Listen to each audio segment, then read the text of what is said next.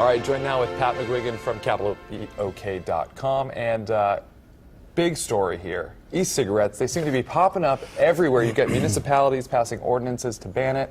You're pretty critical about a state agency trying to kind of push through the same thing. Yeah, you have Ada and Shawnee most recently, and Oklahoma State University for the Stillwater home campus, Board of Regents. And in sequence, those entities have banned e-cigarettes on public property, and they're lumping e-cigarettes and other electronic smoking devices, as they're sometimes called, or personal vaporizers, as the companies, the vendors, and the users of the products say. They've put that in the same category as tobacco, and in this analyst's opinion, that's not just.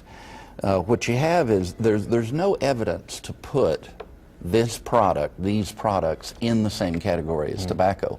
Now, you can argue there's some harm, just like there's some harm from nicotine, from caffeine, from alcohol, but they're legal products. And a lot of people have benefited. The users of personal vaporizers testify, if you will, to it helping them reduce the harm from their previous years of cigarette smoking by moving away from tobacco.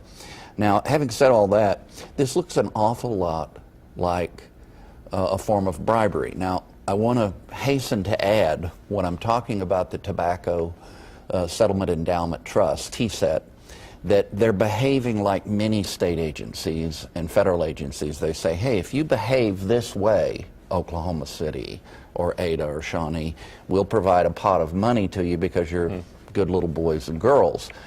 And in the absence of a compelling reason to begin to ban these products and their use in parks and in public arenas, I'm very troubled by this. George Will had a column this week on a completely different subject, except that it's the same subject, and that subject is coercion and the reasons that Americans distrust one another and the collapse of civility in the public square. There's an accelerating competition for government resources among competing factions in our society. To some extent, it's always been that way. But Alexis de Tocqueville, the writer that I quote occasionally, that wrote Democracy in America in the 19th century, a Frenchman, but he made the observation that America would do fine until the people figured out that they could, through the power of the ballot box and through the power of politicians, tax their neighbors for their own benefit. I think there's an element of that here. You have public power being used for private advantage. In this case, it's for the tax coffers of municipalities to increase their power and their ability to spend money. And every time money's taken out of the private sector for any cause, good or otherwise, the regime or the arena, the pasturage, if you will, for liberty declines. And that's why I'm concerned about this, and I'm going to remain concerned. And there won't be forthcoming evidence that it's the same as tobacco. There may be evidence that it's harmful in some ways, like some other products that people use voluntarily. So maybe more research or whatnot needs to get in there. Okay. I think that'd be good.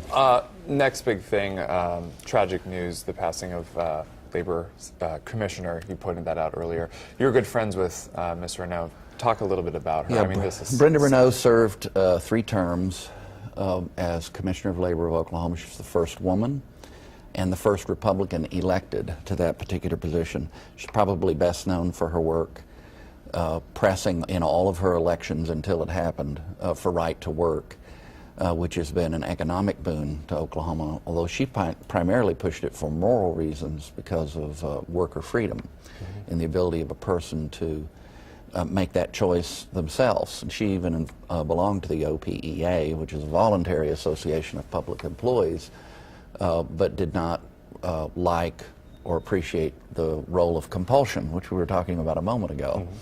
The Wall Street Journal, in an editorial in 1995, called her brave, and that was for her work on prevailing wage fraud. A lot of people in public life talk about waste, fraud, and abuse and trying to do something about it. And Brenda Reneau had a dramatic impact saving millions of dollars for Oklahoma taxpayers over the course of her time in office. I was very gratified to see Brad Henry and Sandy Garrett and Denise Bodie and Governor Fallon, Mark Costello, Gary Jones, and kind of a litany of past and present public officials say very kind and sweet things about her. Members of her old team gathered in eastern Oklahoma for her funeral, and I was proud to be one of the eulogists. I'm sad but deeply grateful that I knew Brenda Reneau and that I had the chance to work for her for a brief time. All right, Pat, thanks so much for being here this morning. We appreciate it as always. Thank you. And we will be right back.